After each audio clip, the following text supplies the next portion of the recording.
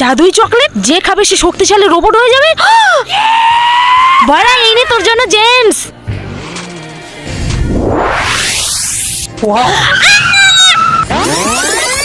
আরে এ তো সত্যি সত্যি শক্তিশালী রোবট। কাজ করি, একে ক্লাসে নিয়ে যাই। আরে কি ভাঙার আওয়াজ হলো? হাই বেঙ্গি। হাই। বাচ্চারা সবাই হোমওয়ার্ক নিয়ে আয়। কিন্তু আমি তো একটাও হোমওয়ার্ক করিনি।